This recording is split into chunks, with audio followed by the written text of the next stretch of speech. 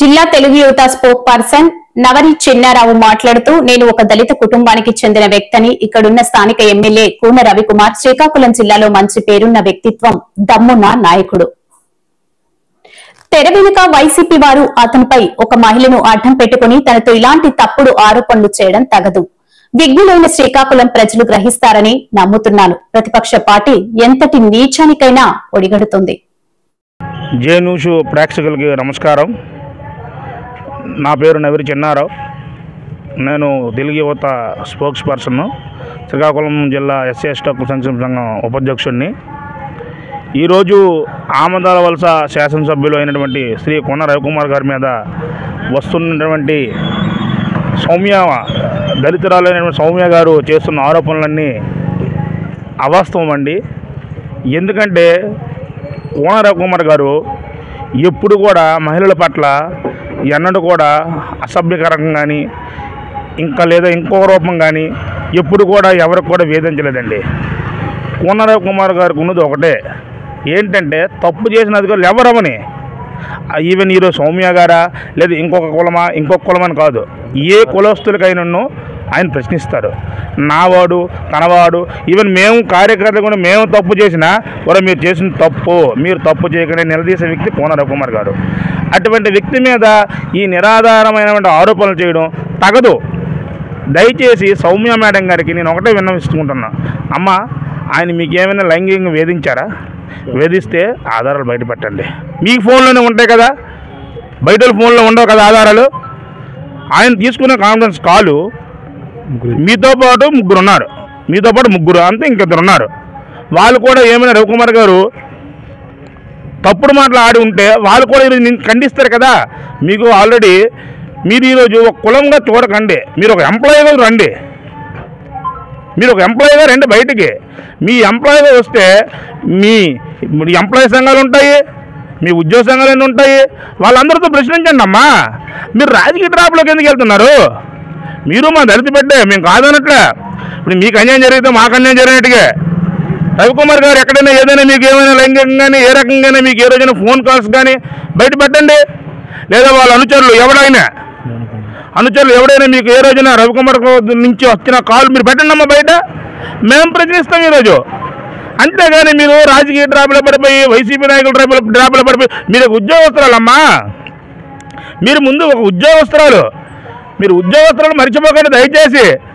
మీకు అన్యాయం జరిగితే మీ పై అధికారులు ఉన్నారు, కలెక్టర్ గారు ఉన్నారు, ఇంకా పై అధికారులు ఉన్నారు, మన ఎస్సీ ఎస్టీ హక్కుల సంక్షేమ కమిషన్ ఉన్నది, వాళ్ళకి మీరే చేయండి అమ్మా. ఇదేంటి లోకల్లో ఉన్నటువంటి గల్లీ లీడర్ దగ్గరికి వెళ్తే మీకేమమ్మా అంటే ఇదంతా రవికుమార్ గారికి బద్నం చేయమనుకోవడమే. కళ్ళుకి నీటి కనబడుతుంది తల్లి. కూన రవికుమార్ గారు మీరు బద్నం చేయడం జరుగుతుంది ఇక్కడ, మరి ఇంకేం లేదు. ఎవరో ట్రాప్లో పడిపోయి, ఆయన ఒక ఎదుగుతున్న నేత, ఆల్రెడీ ఎదుగున్నాడు. ఆయనతో చాలకే వీళ్ళంతా ఇవన్నీ మళ్ళాంట్లో వాడుకుంటున్నారు తల్లి.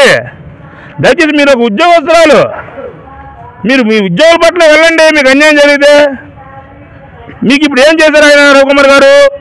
ట్రాన్స్ఫర్ చేశారు. అది మీ మీద తప్పుడు ఆరోపణలు వచ్చాయి కాబట్టి. మీకు ఎంతేగాని ఉద్యోగం సస్పెండ్ చేయడం కానీ, మీకు ఉద్యోగం తొలగించడం కానీ, ఇంకొకరితో ట్రాప్ చేయించడం కానీ చేశారా? బయట పెట్టమ్మా, చేస్తాం. మేమే ప్రశ్నిస్తాం రవికుమార్ గారికి. మేము ప్రశ్నించకపోతే అడుగు. నేను ఆయన తిరిగి, నేను ఒక దళితుడిని, నేను ఆయన తిరుగుతూనే ఉన్నాను. మీరు నాకు అనండి అమ్మా, మీ ఆధారాలు చూపించండి, మేము అడుగుతాం రవికుమార్ గారికి. లేని పనులు చేయడం కరెక్ట్ కాదమ్మా. మీరు మీ ఉద్యోగపరంగా వెళ్ళండి. రవికుమార్ గారి మీదకి ఏమైనా తప్పులు చేస్తే చర్యలు వాళ్ళ దగ్గరికి వెళ్ళండి అమ్మా. ఇదే లోకల్లో ఎవరెవరి దగ్గర మీరు వెళ్ళి చెప్తుంటారు అంటే ఇదంతా కుట్ర. ఈ కుట్ర కరెక్ట్ కాదు. మేమందరం రవికుమార్ గారు దళితుల పట్లేదు ఏనాడు అంటే ఒక్క దళితులనే కాదు, అన్ని కులాలు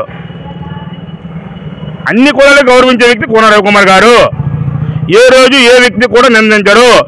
ఆయన ఎప్పుడు కూడా పని మనిషి, పని మీద దృష్టి పెడతారు. పనిలో ఎవడైనా తప్పు చేస్తే వదలరు. కాన్స్టిట్యూన్సీ అభివృద్ధి ఆయన ధ్యేయం. మా నియోజకవర్గం వెనకబడి ఉన్నది, ఎలా ముందుకు తీసుకెళ్లాలనే ఆలోచనలోనే ప్రజలకు ఉద్యోగస్తులు సర్వీస్ ఎలా చేస్తున్నారు దాని మీద రివ్యూలు ఎప్పుడూ పెడుతుంటారు. ఆయన రివ్యూ పెట్టి ఇది 1 గంట పిలిచారు, 11 పిలిచారు, ఆయన మీద ఉంటాడు. ఆయన ఒక్కడే కాదు, రివ్యూలో కూడా ఆయన ఉంటాడు. ఆయన అసలు టైంకి భోజనం చేయరు పాపం. ఏ రోజు కూడా ప్రతిపక్షంలో ఉన్నప్పుడు ఇప్పుడు అధికారం ఉన్నప్పుడు అధికార దర్పంతో రాడు. తెల్లవారు లేస్తే మనుషులు ఇంటికాడ వాళ్ళందరూ సమాధానం చెప్పాలి, మీతో అధికారులతో రివ్యూలు తీసుకోవాలి. అసలు ఆయన సమయభావమే పాపం ఉండదు. వాస్తవం చెప్పాలంటే ఆయన ఎప్పుడూ ప్రజల కోసము కాన్స్టిట్యూన్సీ అభివృద్ధి కోసం పరితపించే వ్యక్తి అమ్మా. ఈరోజు ఎవరో చెప్పారు మనకి, అసలు మీరు ఇన్ని రోజులు ఎక్కడమ్మా ఉన్నారు దళితులుగా? మీరు ఈరోజు మీరు కొన్ని దళిత సంఘాలతో కొంతమందితో మీరు రోడ్డు ఎక్కారు. ఈరోజు ఎక్కడమ్మా మీరు ఇన్ని రోజులు ఉన్నారు? మీరు దళిత క్రిస్టియన్. తప్పమ్మా, ఒక వ్యక్తి మీద అలాగా తప్పుడు ఆరోపణలు చెయ్యొద్దు దయచేసి. మీకు నిజంగా అన్యాయం జరిగిందంటే మీరు బయట పెట్టండి ఆధారాలు. మాలాంటి ప్రశ్నిస్తాం, సార్ ఏంటి సార్ మా పట్ల అలా మీరు వివక్ష చూపిస్తున్నారు. ఆయన ఎప్పుడు వివక్ష చూపించలేదు. ఇచ్చారు మా దళితులకి, ఆయన అనుకున్న వ్యక్తులకి ఒక పిఏ గౌరవం ఇచ్చారు. ఆయన ఎక్కడికి వెళ్ళినా ఆయన అనుకున్న దళితులే ఉంటున్నాం, వాళ్ళకి పిఏ గౌరవం ఇచ్చారు రవికుమార్ గారు. అది ఇక్కడ ఈ కాన్స్టిట్యూన్సీలో బతుకుతున్న మాకు తెలుసును. ఆయన దగ్గరికి మన జిల్లా మొత్తం కుల సంఘాలు వస్తుంటారు, వాళ్ళకి అడగండి ఒకసారి. ఇప్పుడు ప్రశ్నిస్తున్న ప్రతిపక్షాలు కూడాను ఇప్పుడు ఎవరైతే కుల సంఘ నాయకులు వచ్చారో మీ ఆత్మగౌరవంతో మీరు ప్రశ్నించుకోండి ఒకసారి. కోన రవికుమార్ గారు ఏంటి, కోన రవికుమార్ గారు వ్యక్తిత్వం ఏంటి? ఇప్పుడు ఏ కుల సంఘం నాయకులు అయితే ప్రశ్నిస్తున్నారో ఆవిడకి అన్యాయం జరిగిందని మీరు మీ అంతరాత్మ సాక్షి తెలుసుకోండి. మీ కోన రవికుమార్ గారి వ్యక్తిత్వం తెలీదా? మీరు వస్తే కోన రవికుమార్ గారు మీకు ఎటువంటి గౌరవం ఇస్తారో మీకు తెలీదా? దయచేసి ఆయన ఏదో ఎదుగుతున్న నేతకి తప్పుడు డ్రాపులు పడి ఎవరు కూడా వేధించొద్దు. అలాంటి మంచి మనిషికి మనం అన్యాయం చేయకూడదు. అది